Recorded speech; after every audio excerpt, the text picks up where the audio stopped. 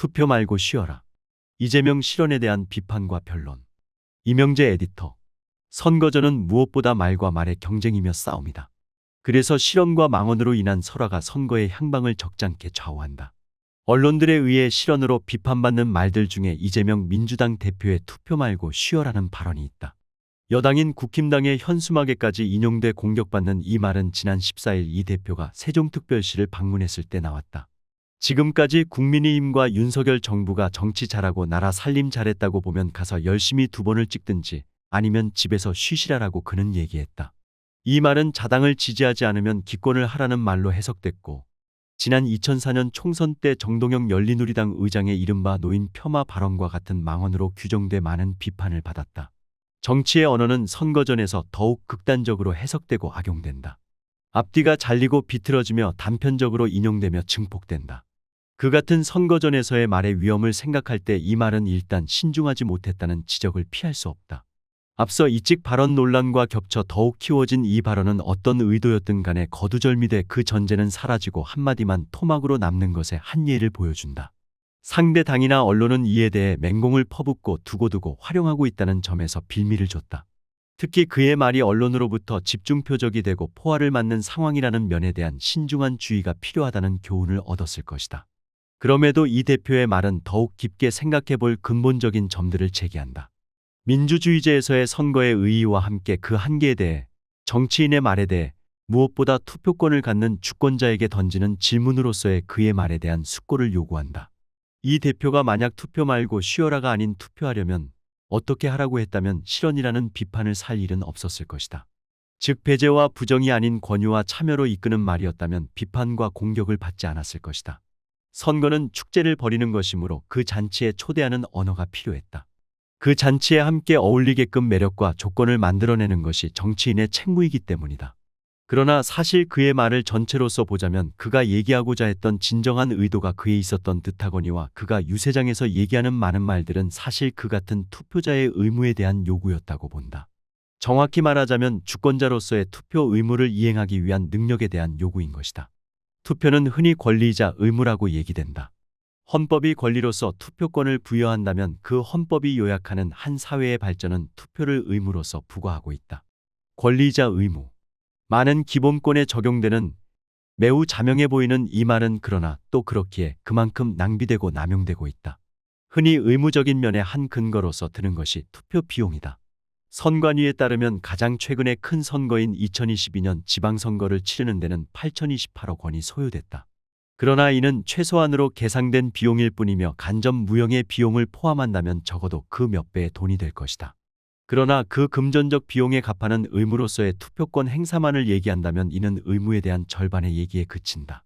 어떤 의무이건 그 의무가 온전해지기 위해서는 그 의무를 이행할 수 있는 능력을 필요로 한다. 참정권으로서의 투표의 권리이자 의무도 역시 투표할 수 있는 능력을 요한다. 자격만으로는 안 되는 투표의 능력이다. 주권자의 지위는 자격으로서 주어지는 게 아니고 능력으로서 획득하는 것이다. 그 능력은 적잖은 수고와 학습을 필요로 한다. 국힘의 대변인은 국민에게 투표하지 말라고 하는 것은 선거의 의미 훼손이자 민주주의를 후퇴시키는 데 앞장서는 것과 무엇이 다른가라고 따져 물었다. 그러나 만약 기권이 학습과 수고를 기울였는가에 대한 자문을 거쳐 내려진 결과라면 그 기권은 투표 이상의 참정이다. 그것은 무관심으로서의 포기가 아니며 공동체의 현실에 개입할 자격과 능력을 스스로에게 묻고 그 행사의 자격을 스스로에게 부여하지 않겠다는 의사표시다. 그러므로 그것은 소극적인 것이 아니라 투표보다 더욱 적극적인 의사표시일 수 있다. 오히려 자신의 투표가 무엇에 대한, 무엇을 위한 투표인가에 대해 기울여야 할 최소한의 수고 없이 행사하는 맹목의 투표는 주권의 행사가 아닌 오히려 내팽개치는 것이며 포기다. 투표 참여로서 투표의 권리를 값싸게 처분하는 것에 다름 아니다. 투표권 확대의 역사를 살펴보면 대부분의 민주주의 국가에서 모든 성인에게 한 표의 권리가 주어지는 보통선거가 제도적으로 확립된 20세기 중반까지 상당한 기간 동안에는 재산을 가진 이들만 투표권을 행사할 수 있었다. 현대 민주주의의 모델인 미국의 독립선언은 만인의 평등을 얘기했지만 참정권에서는 일부 백인 남성, 그것도 재산을 가진 이들로만 국한했다. 이들의 논리의 전제는 분명했다. 재산을 가진 이들이라야 자신의 부를 지키기 위해 정부와 사회를 보존하려는 이해관계를 갖기 때문이라는 것이었다. 또 다른 사람에 대한 의존에서 벗어난 독립성을 갖는다는 것이었다. 21세기인 지금에는 재산의 유무를 기준으로 한 투표권의 제한이 얼마나 잘못됐는지에 대해선 길게 생각할 것도 없다. 다만 그 같은 관념의 바탕에 놓인 인식을 지금에 맞게 살펴볼 필요는 있다. 지켜야 할 무엇이 있는 이들이 그가 속한 사회의 장래를 결정하는 데 참여하는 것이 마땅하다는 관념을 어떻게 봐야 할까? 지키려는 것을 재산이라는 단순 기준으로 획일화하지만 않는다면 한 사회는 지키려는 것이 많아질수록, 지키려는 이들이 많아질수록 지속성을 높이며 더욱 튼튼해진다. 노동계급과 여성 등의 투쟁의 성과였던 투표권의 확장은 곧 인간의 확장이며 사회의 확장이었다. 그것은 사회를 지켜야 할 이유, 투표 참여로서 그 사회의 현재와 미래를 결정할 이유를 재산뿐만 아닌 더욱 다양한 배경과 동기에서 제공하는 것이었다. 자신이 속한 사회를 지켜야 할 각자의 이유와 동기를 찾는 것, 그것이 다양해질수록, 타당해질수록 그것이야말로 주권자의 투표권의 의미와 효력을 더욱 분명하게 해준다. 자신이 지켜야 할 것을 유형의 재물만이 아니라 유형의 가치에서 찾을 수 있어야 한다. 눈에 보이는 것과 함께 눈에 보이지 않지만 눈에 보이지 않는 것 이상으로 중요한 것을 봐야 한다. 눈에 보이지 않는 것을 지켜야 한다는 점에서 그것은 쉽지 않은 의무가 되며 보이지 않는 것을 볼 수 있어야 한다는 점에서 능력이 필요한 일이 되는 것이다. 자신과 자신의 둘레를 넘어선 공동체의 이익과 장래를 함께 봐야 한다는 점에서 자신을 벗어나는 눈과 능력이 필요한 것이다. 그 능력이 민주이자 공화국으로서의 대한민국의 헌법 제1조에 맞는 주권자의 자격과 능력 갖추기이다. 선거는 구성원 각자가 가진 이 사회에 대해 갖는 저마다의 의무와 참여의 이유와 동기를 서로 나누는 것이다. 각자가 동굴에서 나와 광장에서 만나는 것이다. 각자의 동기와 수준에서 투표할 이유를 서로 간에 얘기하고 연결하는 장이다. 선거는 각각의 개인들을 다른 공동체 동료들과 접속하며 공동체의 현재와 미래를 연결시켜주는 계기다.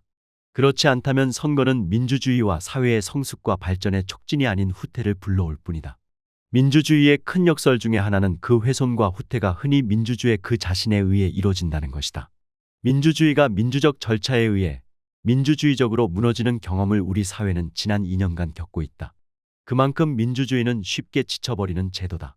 그 같은 민주주의의 자멸과 후퇴는 정치의 무능과 실패에 의해서이기도 하며 국민들의 무관심에 의한 것이기도 하지만 주권자의 학습과 수고를 거치지 않은 맹목적인 참여에 의해서도 초래된다.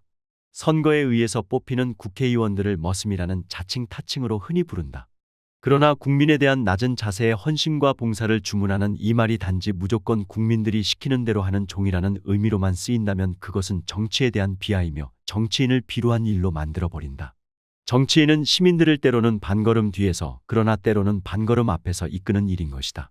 선거전에서 많은 정치인들이 표를 얻기 위해 듣기 좋은 말을 하며 뭐든 하겠다는 약속을 한다. 그런 말들에 담긴 진정성을 의심부터 할 것은 아니다. 그러나 정치인과 시민의 관계는 상호적이어야 한다. 정치와 시민 간에 상호 요구하는 것이어야 한다. 선거는 국민이 요구하고 정치가 받아주는 일방적인 관계가 아니다. 지금 어느 정당이 극명하게 보여주고 있듯 뭐든지 공짜와 헐값으로 내준다는 식의 세일좌판이 아니다.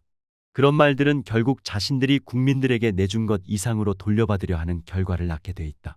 정치는 정치인들이 하는 것 같지만 실은 국민들이 하는 것이다. 이재명 대표가 유세장에서 자주 하는 말로 언론에 보도된다. 그는 이 말에 이어 국회의원 후보자들은 국민들의 도구이며 방편이라는 얘기를 덧붙이는데 국민들로부터 환심을 사고 비위를 맞추기 위해 하는 말은 아닐 것이다. 그것은 오히려 주권자들에게 그들을 도구와 수단으로 쓸 권리와 함께 그럴 수 있는 능력을 바라는 주문과 요청의 말로 받아들이고 싶다. 그것에 그의 말집에서 쉬어라는 말의 이면에 의미가 있다고 본다. 그 자신이 그런 의도가 아니었더라도 그런 의도를 갖게 해주는 것, 그것이 좀 더 우리의 정치를 정치답게, 선거를 선거답게, 주권자를 주권자답게 해주는 일일 것이라 생각한다.